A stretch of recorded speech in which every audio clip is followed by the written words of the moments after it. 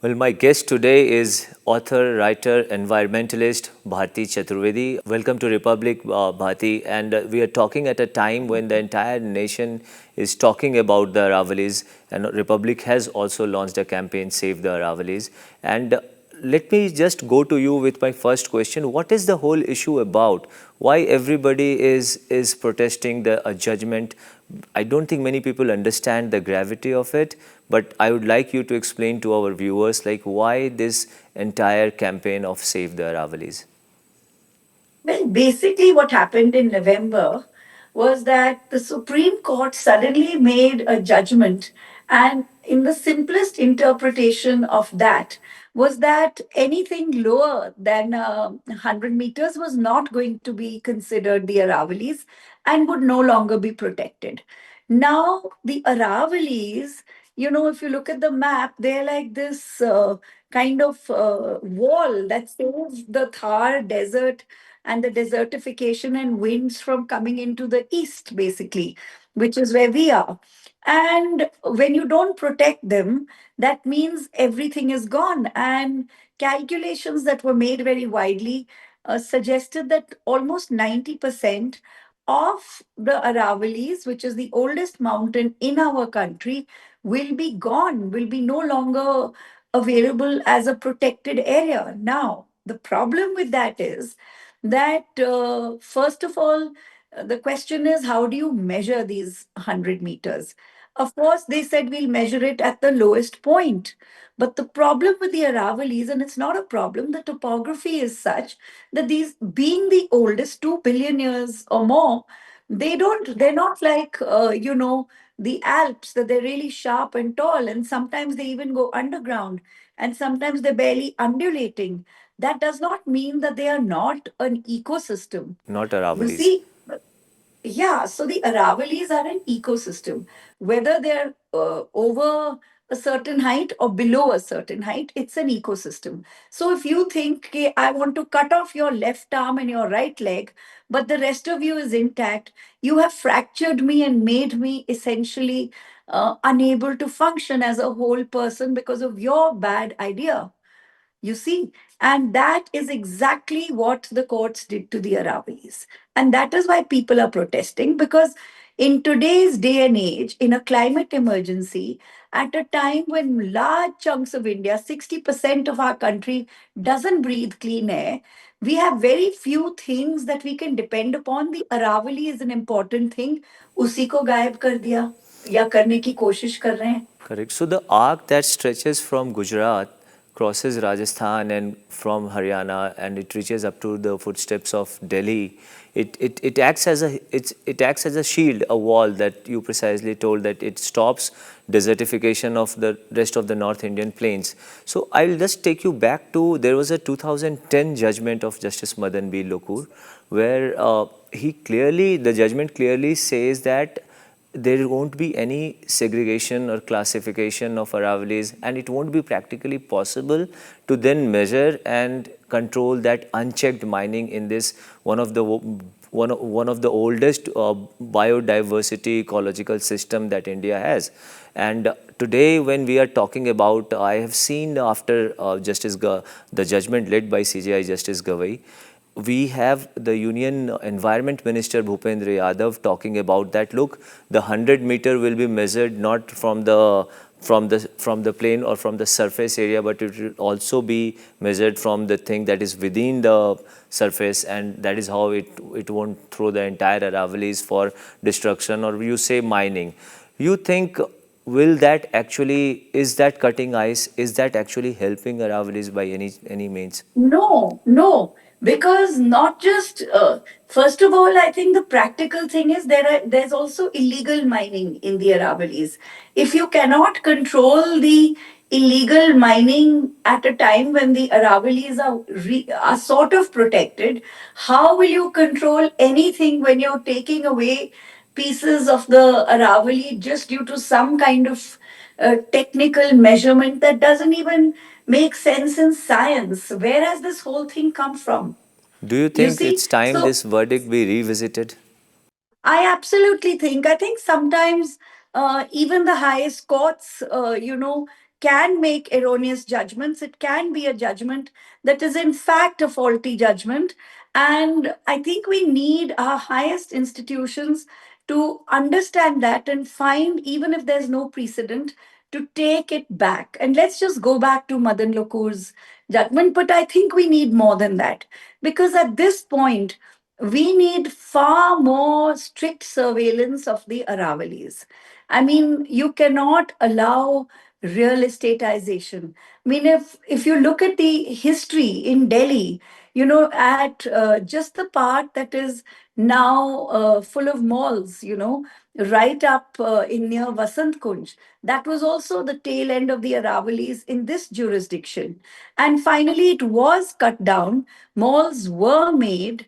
I mean, a long time ago in the 90s, and the Delhi government didn't stop it, and they didn't stop it on a technical ground.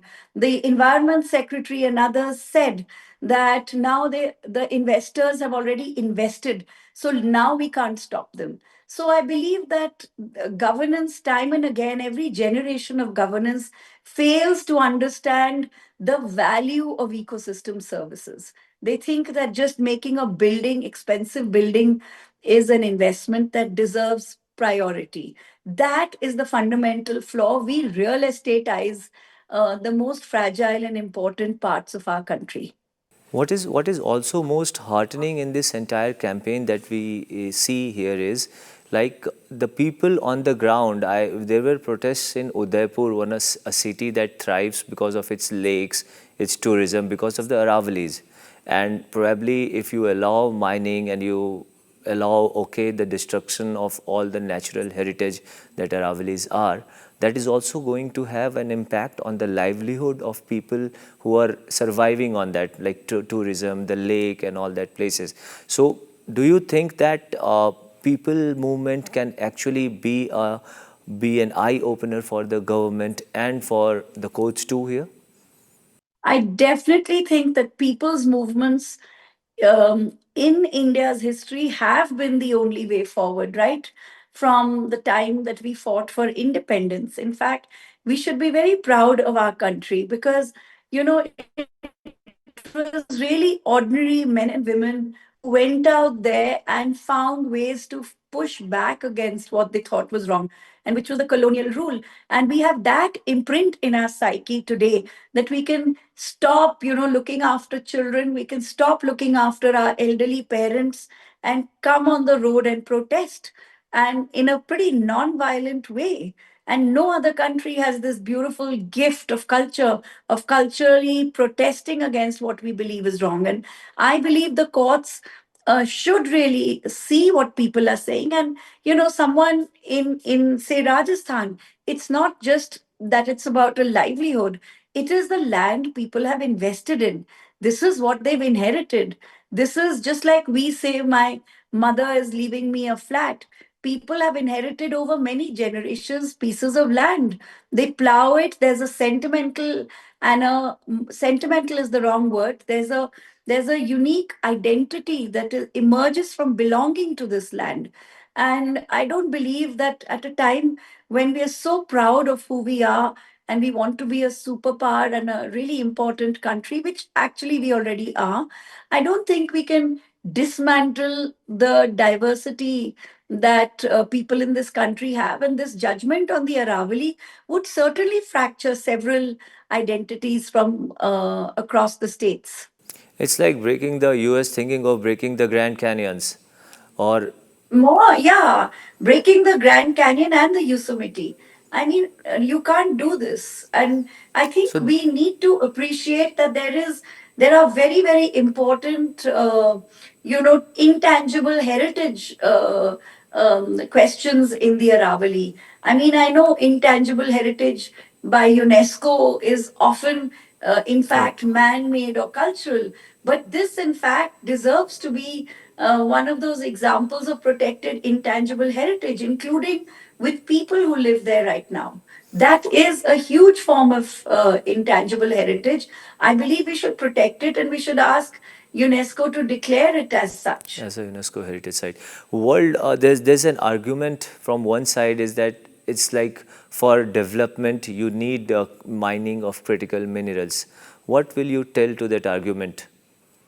Well, firstly, I'll have a good laugh at them because I don't think you should expect critical minerals in the Aravalli.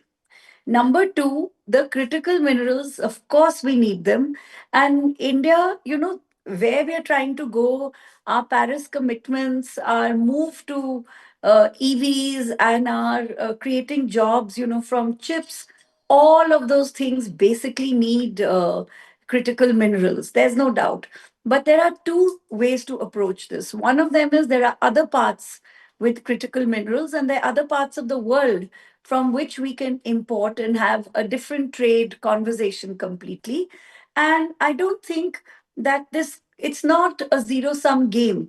We can preserve the Aravallis, which, by the way, don't till now have critical minerals, but we can also at the same time, we need to be healthy, intact in order to grow. You see, 60 billion is the loss from air pollution in True. And 2019 that's probably the dollars. biggest, pollution is the Yeah, so biggest problem right now. exactly. So, what is the point of? I mean, how are we going to be a productive, competitive economy competing with everyone and rising to the top if we have nothing in our bodies, if we are not well, if the cost of illness and there's no water, how are we going to even be an investment destination? Why would somebody come to such a country?